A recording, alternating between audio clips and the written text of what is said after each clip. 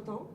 Il va nous expliquer pourquoi il a choisi ce texte, il a choisi cet univers un peu obscur.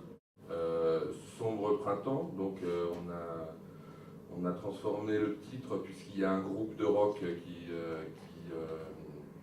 qui accompagne tout le spectacle comme une sorte d'encre-écriture et qui chante en anglais. Yann Allégré m'a expliqué qu'il avait eu 2 trajectoires parallèles. D'abord, pratiquant d'aïkido. Bonsoir, d'abord merci de votre présence et merci de l'invitation de l'Estive. Alors pour vous parler de la plénitude des cendres, il faut remonter à l'adolescence.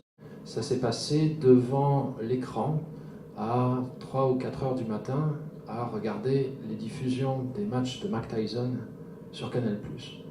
C'est-à-dire que le tout premier rapport que j'ai eu aux arts de combat, ça a été ça. Cette saison, donc l'idée c'était à la fois de proposer au public de déguster du théâtre et de déguster des produits ariégeois mis en forme, mis en amuse-bouche comme ils disent, par des chefs installés en Ariège.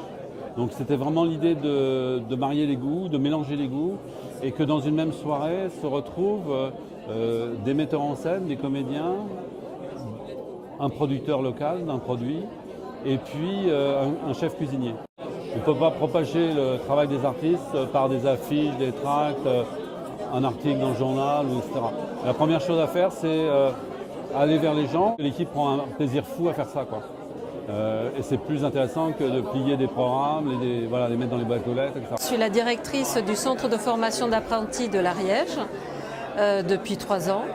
Le centre de formation d'apprentis de l'Ariège accueille 500 jeunes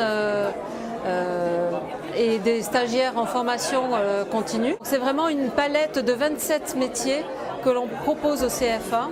Alors ici, dans cet espace, nous sommes au restaurant d'application. Alors depuis l'année dernière, on a initié justement un partenariat avec l'Estive, d'une part pour rapprocher justement le monde de l'artisanat qui en quelque sorte est aussi un monde artistique entre guillemets et le monde culturel. Là c'était l'occasion aussi de promouvoir notre CFA et de faire reconnaître un peu plus ce lieu.